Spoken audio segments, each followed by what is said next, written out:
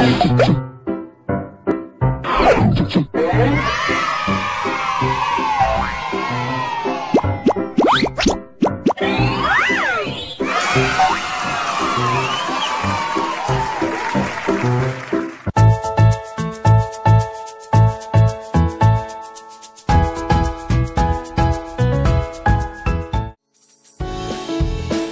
pagi adik-adik siswa dan siswi kelas 4. Bagaimana kabar kalian hari ini? Semoga sehat dan bahagia ya.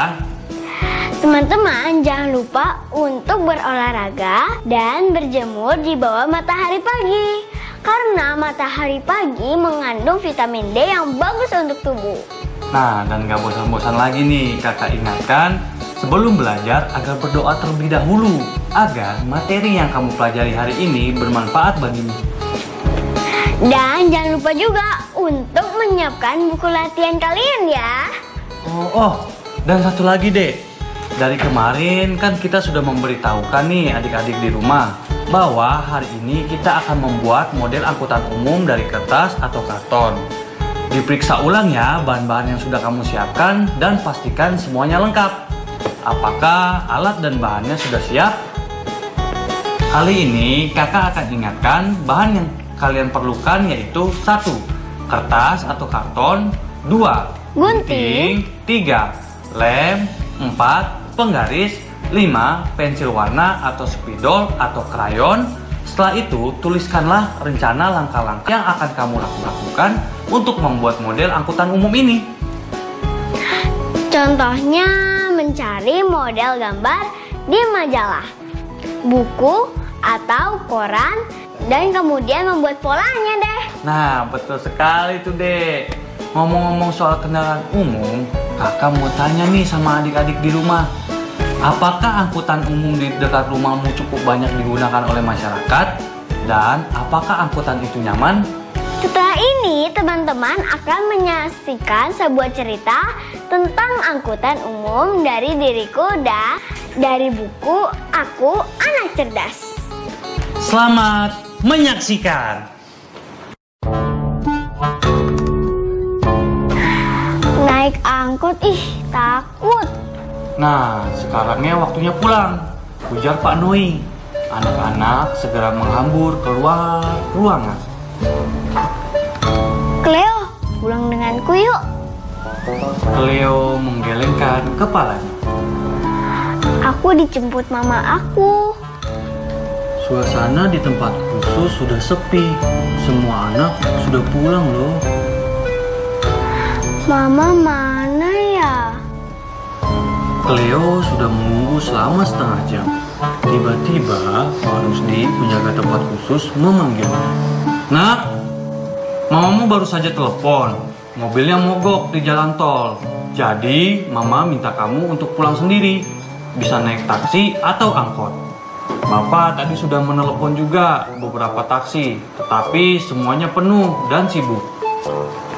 Waduh, sebentar lagi kan akan gelap. Aku harus pulang sekarang. Papa tak mungkin menjemputku karena Papa sedang berdinas di luar kota. Memangnya di mana rumahmu, Nak Cleo? Cleo menyebutkan alamat rumahnya. Oh, Jalan Bintang. Nak Cleo bisa naik angkot biru nomor 71, jurusan kota. Naik angkot? Aku belum pernah naik angkot. Amankah? Tapi sepertinya tidak ada jalan lain. Nak Cleo bawa uang berapa emangnya? Cleo merogoh saku celananya dan mengeluarkan beberapa lembar uang ribuan. Oh, cukup kok. Nah, apa Nak Cleo membawa handphone? Kalau bawa, matikan nada deringnya ya. Dan simpan baik-baik di dalam tas. Begitulah nasihat Pak Rusdi kepada Cleo. Cleo menggelengkan kepala. Dia tidak pernah membawa handphone ke tempat khusus. Jam tangan Nak Cleo sepertinya mahal tuh. Sebaiknya dilepas dan disimpan di dalam tas ya. Bapak takut jika ada pencopet yang tertarik pada jam tangan itu. Cleo mengangguk. Dia Dia menyimpan jam tangannya ke dalam kantong resleting tasnya. Nah, sekarang aku udah siap naik angkot. Pak Rusdi lalu memberitahu tempat kepada Cleo di mana Cleo bisa mencegat sebuah angkot. Nak Cleo, jalan dulu lurus ke utara, lalu tunggulah di depan perempatan. Angkotnya akan lewat situ. Nak Cleo tak perlu menyeberang jalan ya. Nah, nanti bilang pada supir atau kernetnya kalau Cleo mau turun di Jalan Bintang. Mereka pasti paham kok. Cleo menuju ke tempat yang ditunjuk oleh Pak Rusdi. Dia menunggu di halte. Tak berapa lama, angkot biru bernomor 71 pun lewat. Rupanya itu sebuah bus mini. Cleo segera menghentikannya. Cleo menunggu sampai angkot benar-benar berhenti. Baru dia naik, dia mencari tempat duduk. Ternyata angkot sudah penuh. Cleo pun terpaksa berdiri. Dia berpegangan pada rel besi di atasnya. Cleo melihat banyak orang berdiri di dekat pintu. Ih, apa mereka nggak takut jatuh? Bagaimana jika angkot ini mengerem mendadak ya? Saat kernet berkeliling menagih ongkos, Cleo pun membayarnya sambil tak lupa menyebutkan tujuannya. Jalan Bintang ya, Pak? Akhirnya beberapa menit kemudian kernet berteriak, "Jalan Bintang, kiri!" Cleo menunggu angkot sampai benar-benar berhenti di halte. Dia turun dengan kaki kiri, terlebih dahulu menjejakkan tangan. Terima kasih, Pak. Seru Cleo sambil melambaikan tangan ke kernet dan supir angkot. Rumah Cleo tak jauh dari halte itu. Selama ini, Cleo tidak pernah memperhatikan angkot yang lewat dan berhenti di halte tersebut. Dia berjalan kaki menuju rumahnya. Alangkah senangnya dia, ternyata naik angkot tak seseram yang dibayangkan dia. Namun, bagaimanapun juga, dia harus tetap waspada seperti yang diajarkan oleh Pak Rusdi tadi, dan cerita pun berakhir di sini ya adik-adik. Setelah mendengarkan cerita tadi, apa pendapatmu tentang cerita naik angkot? Ih, takut. Setelah itu, jangan lupa untuk mencatat buku apa saja yang sudah kamu baca di catatan refleksimu ya. Jangan kemana-mana. Kita akan kembali dengan pengetahuan yang seru lainnya. Tetap di sini ya adik-adik.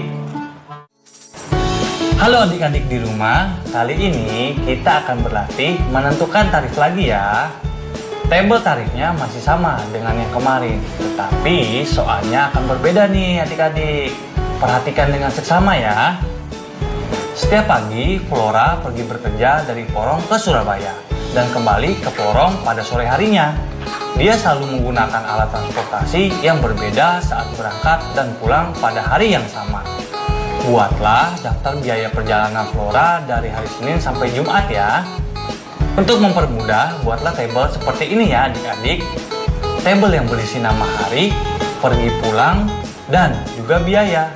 Jangan lupa jumlahkan keseluruhan biayanya. Lalu tuliskan pada kolom total biaya. Sebagai contoh, pada hari Senin, Flora berangkat naik kereta komuter dan pulang dengan angkot. Kita perhatikan kolom rute Surabaya-Porong. Ongkos dari Porong ke Surabaya menggunakan komuter adalah Rp4.000. Kita tuliskan ke kolom pergi pada baris Senin. Kemudian pulangnya melalui rute yang sama menggunakan angkot. Tarif ongkosnya adalah Rp15.000. Kita tuliskan di kolom pulang ya. Maka total ongkosnya adalah Rp4.000 ditambah Rp15.000 sama dengan Rp19.000. Kalau setiap harinya Flora menggunakan alat transportasi yang sama, berarti setiap harinya Flora akan mengeluarkan uang sebanyak Rp19.000 untuk ongkos dari Porong ke Surabaya dan sebaliknya. Kita dapat menghitung totalnya dengan cara Rp19.000 dikalikan 7 hari. Total biaya transport Flora dalam seminggu adalah Rp133.000. Gimana? Jawaban kalian benar kan? Wah, kalian hebat! Nah, jika di hari yang lain Flora tetap melalui rute yang sama, tetapi menggunakan alat transportasi umum yang berbeda. Berapa ya total biaya transport Flora hari Senin sampai Jumat? Bisa saja kan di hari Selasa Flora pergi menggunakan bus dan pulangnya menggunakan angkot, atau pulangnya menggunakan komuter. Banyak sekali ya kemungkinannya. Nah, adik-adik, coba adik-adik isi tabelnya berdasarkan kemungkinan yang terjadi. Hitunglah total biaya transportasi Flora dari Senin sampai Jumat. Mintalah bantuan pendamping belajar adik-adik untuk memeriksanya ya. Selamat berhitung.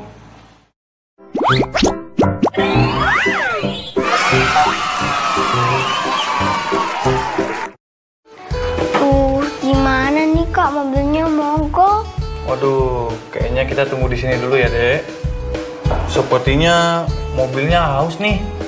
Kakak telepon orang bengkel dulu ya. Nyambung lagi, Dek. Itu tanda apa Kak? Oh, itu. Ini namanya adalah segitiga pengaman darurat mobil, Dek. Fungsinya Kak untuk apa? Nah, fungsi segitiga pengaman ini sebagai rambu atau tanda peringatan kepada pengendara lain yang akan melintasi agar lebih hati-hati karena ada mobil mogok di depannya.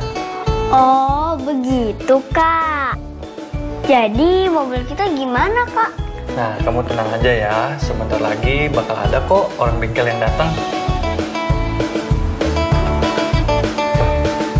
Kamu ngeliatin apa, Dek?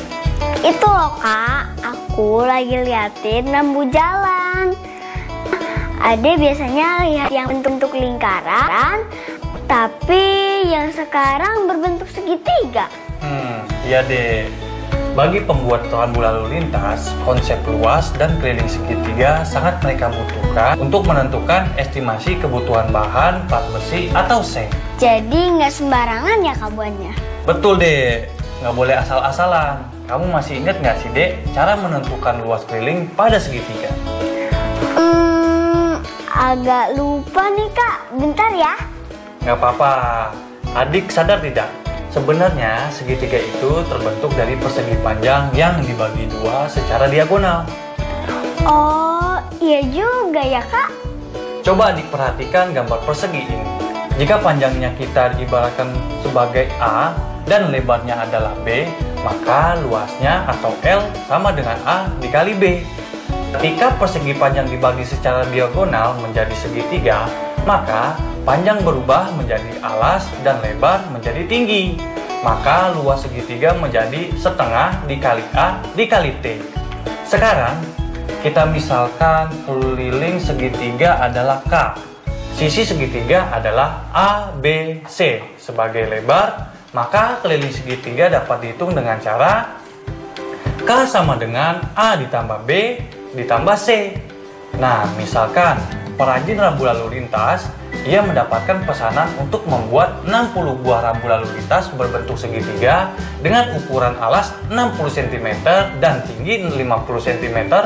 Berapakah kebutuhan seng untuk membuat rambunya ya?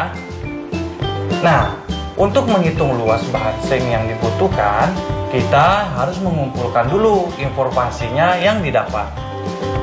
Diketahui, jumlah rambu berbentuk segitiga yang akan dibuat adalah 60 buah. Ukuran alasnya adalah 60 cm, tingginya 50 cm, berarti kita harus menghitung luas kebutuhan bahan seng untuk membuat rambu.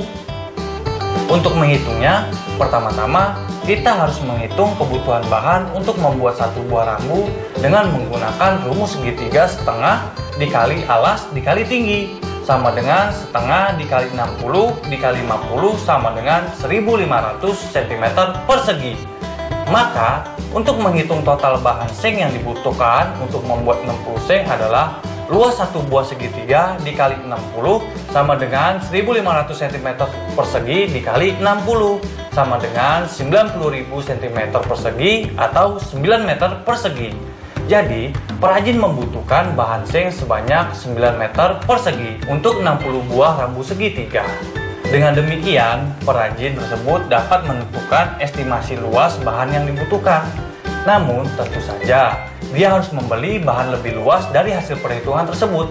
Karena seng yang dibelinya berbentuk persegi panjang dan akan ada bagian yang terbuang saat memotong bahan seng tersebut. Seperti ini nih. Selain itu, pengetahuan keliling segitiga juga diperlukan dalam pembuatan rambu segitiga pengaman darurat. Jika panjang segitiga pengaman darurat adalah 60 cm, maka dibutuhkan bahan sepanjang 180 cm untuk pembuatan per buahnya. Bagi pemilik mobil pribadi, salah satu rambu lalu lintas yang hendak selalu tersedia pada mobil adalah segitiga safety atau rambu segitiga pengaman darurat. Rambu ini digunakan jika mobil berhenti di tepi jalan saat mogok. Nah, sekarang coba adik-adik hitung berapa panjang plat besi yang dibutuhkan dalam sebulan atau 30 hari. Cobalah hitung dengan menuliskannya di dalam tabel ini ya. Sebagai contoh, jika panjang sisi 45 cm, maka kita hitung kelilingnya dulu, lalu dikalikan dengan 30 hari. Seperti ini adik-adik. K ditambah 45 ditambah 45 ditambah 45 sama dengan 135 cm dikalikan 30 sama dengan 40.500 cm atau 405 meter. Nah, untuk selanjutnya silakan berlatih sendiri ya adik-adik. Lalu kalau ada rambu petunjuk arah seperti ini, berapa ya luasnya? Cobalah untuk menghitungnya juga ya adik-adik. Selamat mencoba! Teman-teman, kita masuk ke latihan terakhir ya. Adik-adik di rumah, kita masuk ke latihan terakhir pada hari ini ya. Pak Roy hendak membuat rambu lalu lintas segitiga terbalik dengan ukuran alas 45 cm dan tinggi 40 cm. Lengkapi tabel di bawah ini untuk menentukan kemungkinan estimasi banyaknya rambu segitiga yang dapat dibuat oleh Pak Roy. Silahkan buat tabel seperti ini ya. Hitung rambu yang dapat dibuat ya. Kemudian gambarlah 3 buah segitiga berbeda yang memiliki luas sama. Kerjakan dengan teliti ya adik-adik. Kita akan membuat model angkutan umum bersama teman-teman di rumah juga. Teman-teman di rumah juga sudah menyiapkan bahan-bahannya ya. Nah, sekarang kita mau ngapain sih, Dek? Kita akan membuat model angkutan umum, Kak. Teman-teman di rumah juga sudah menyiapkan bahan-bahannya kan? Yuk kita cek sekali lagi. Di sini ada kertas karton, gunting, lem, penggaris, spidol warna atau krayon atau juga bisa dengan pensil warna. Kemudian langkah pertama kita harus ngapain dulu sini, Dek? Pertama-tama kita gambar polanya dulu seperti ini. Buat badan busnya dan 4 roda. Kemudian kita gunting polanya. Depannya, sampingnya kita warnai sesuai dengan kesukaan kita. Wah, bagus nih Dek gambar kamu. Lalu selanjutnya kita tekuk dan rekatkan dengan lem sehingga menjadi bentuk bus atau micro LED. Wah, udah mau jadi aja nih kayaknya. Tinggal kita tempel 4 buah roda lingkaran sebagai bannya ya. Sudah selesai deh. Wah, kamu hebat Dek. Untuk adik-adik di rumah, kalian bebas loh mau bikin angkutan umum apa. Bisa bis, angkot, atau bahkan pesawat terbang. Terima kasih Kak. Setelah ini jangan lupa untuk mencatat langkah-langkah apa saja yang sudah kamu lakukan untuk membuat model yang ada di buku latihanmu. Kemudian, apakah pembuatan proyek ini berjalan sesuai rencanamu? Nah, kamu juga boleh loh menceritakan apa aja sih hal yang menyenangkan saat membuat proyek ini. Jangan lupa ditulis juga kendala atau kesulitan dalam membuat proyek ini. Adik-adik di rumah, coba ya hitung luas kertas yang teman-teman gunakan untuk membuat model angkutan ini. Dan yang terakhir ini penting loh, jadi mohon disimak dengan baik ya. Gambarlah model garasi atau lahan parkir yang cukup luas untuk menampung 10 model angkutan umum. Tentukan luas dan keliling lahan parkir atau garasi tersebut ya. Semua jawabannya dicatat di buku latihanmu ya. Jangan lupa untuk meminta bantuan pada ayah, bunda, atau anggota keluarga lainnya untuk memeriksa hasil kerjamu. Jangan lupa menuliskan kembali apa saja ya yang sudah kita pelajari hari ini di buku jurnal kalian. Hari ini kita sudah mempersiapkan membuat model angkutan umum bersama keluarga, membaca buku berjudul Naik Angkot, Ih Takut. Kemudian kita juga sudah membuat model bus dari karton. Lalu kita sudah mempelajari keliling dan luas segitiga serta manfaatnya terkait pembuatan rambu jalan lalu lintas.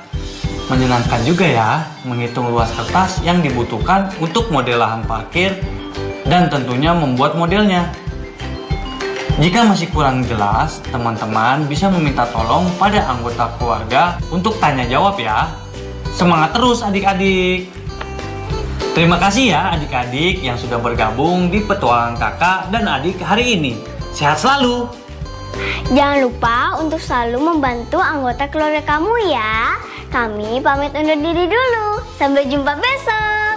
Dadah!